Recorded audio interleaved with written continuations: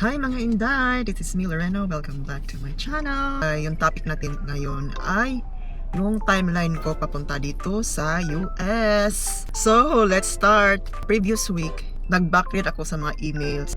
So far, ito lang talaga yung mga nakita ko. Kasi nga, yung iba hindi ko na maalala. Start guys, doon sa time kung saan nagsimula ang lahat. Ano ba talaga?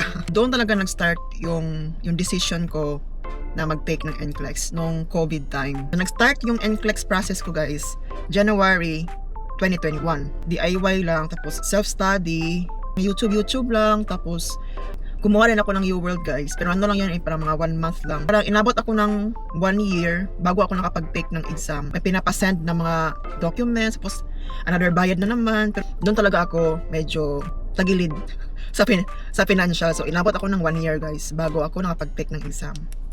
Nag-take ako ng exam ng NCLEX April 5, 2022. Mga 5 days yata, nakuha ko na yung result.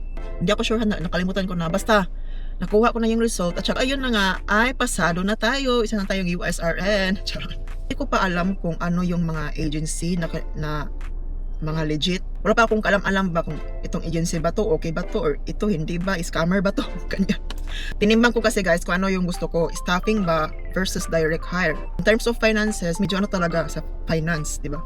Sa pera. Parang naano ko na, mag-staffing agency na lang ako. Kasi yung staffing agency kayo nagbabayad ng mga fees. Yung sa Avant, sila yung nagbayad sa akin ng fee bill, saka yung visa screen, sila rin nagbayad. For me, akma lang siya sa aking pangangailangan yung staffing agency. Pero sa amin, sa mga staffing agency, especially sa aking agency na Avant, sila yung nagbayad sa visa screen ko, sa fee bill, at kung ano pa mga fee. So yun nga, inabot ako ng ilang buwan. November pa ako guys nakapag-sign sa isang agency. November 2022. Diba, inabot ako ng 7 months para lang makapag-decide. Yeah, wag niyo akong tularan habot ng 7 months. Yung kakilala ko kasi guys is under Avant rin siya. So parang okay lang pala yung Avant guys. Hindi ko sila ina-advertise guys ha. Super nasis na yung agency ko, yung mga papers and all, until na nakita ko na yung PD ko o yung priority date ko, January 13, 2023. So that time, napag-decide kami ng partner ko na magpakasal na para maisama ko siya sa DS260 ko. Nagpakasal na kami March 2, 2023. Para nga maisama siya sa papers ko. Next guys is na-approve yung I-140 March 2, 2023 rin. Pero that time guys hindi ko alam na na-approve na pala siya. Kasi nga iba kasal ko. So yeah. So next step naman is yung NVC and fee bill issued. So na-issue siya nung March 21, 2023. May fee bill na, may I-140 na, NVC approved, whatever. So yung next naman ganun is, yung fee bill pala guys is binayaran ng aking agency. Yung bayad nila is $345. And yung DS260 ko ay ready na. Fill out, tapos submission. Tapos, nag-take ako ng PTE guys, noong April 2023. Ginamit ko yung Ape Uni app. So doon ako nag-review, nag-aral ng mga technique ganyan kung paano i-take yung PTE. Fortunately, nakapasa tayo. Retrogression naman pagka April 14, 2023. At that time guys, hindi ko pa maintindihan kung ano yung retrogression talaga. Hindi ko siya mag-gets kung ano ba yung retrogression. And 1 month after, doon ko pa na-realize kung gaano siya kabigat yung retrogression, kung gaano kabigat yung effect niya sa PD ko. Pero napatuloy pa rin ako guys sa pag-process. DS260 ko na-submit ko noong June 21, 2023. So yun, kasama ko na yun yung husband ko. Pero yung status niya is follow to join. So yung next step is yung visa screen, yung CGFNS na visa screen, July 2023. Binayaran din siya ng agency ko, approximately mga nasa $700. Ayun na nga, hintay-hintay guys ako that time kung ano ba yung magiging resulta ng retrogression.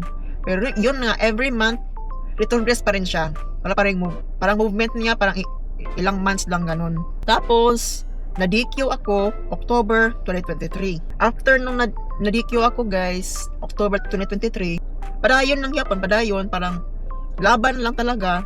Parang the whole 2024, work, nag-gain ng knowledge, nag-gain ng skills para may panglaban tayo sa US, di ba? May panglaban, may baon para sa US. So in the whole 2024, wala talagang significant na progress ba sa retrogression. Minsan nag-move, minsan hindi. At minsan nag-move pero mga ilang days lang. Yung paghihintay talaga sa akin, yun yung pinakamahirap na stage talaga ng US timeline. Yung waiting game.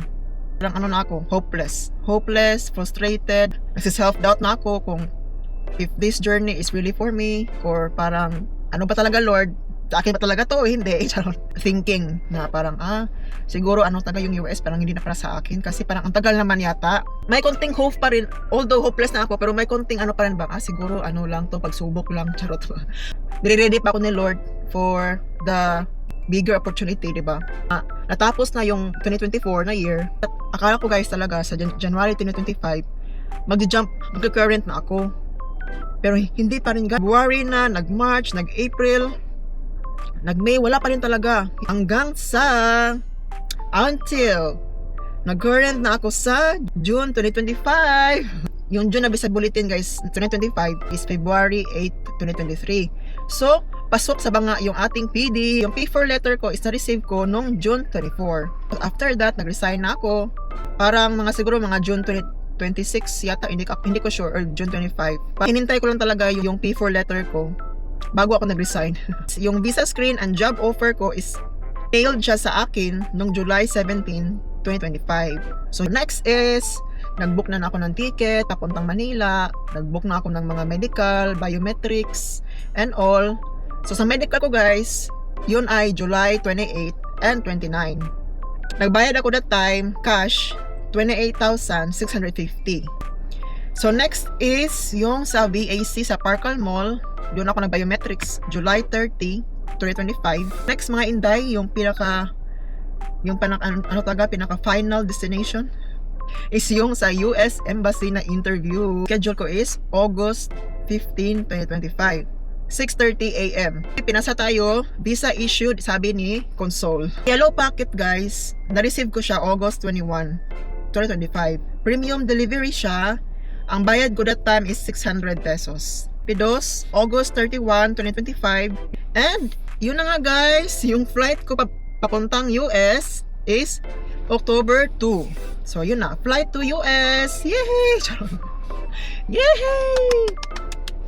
And now guys, I'm thriving, I'm surviving, charot, chasing my American dream. Actually guys, it's not American dream, it's Filipino dream na papunta ng US, maka-experience ng maginhawang buhay. Please comment down below for any suggestions or clarifications, questions, or ano pa man dyan. Thank you for watching. See you in my next vlog. Bye-bye!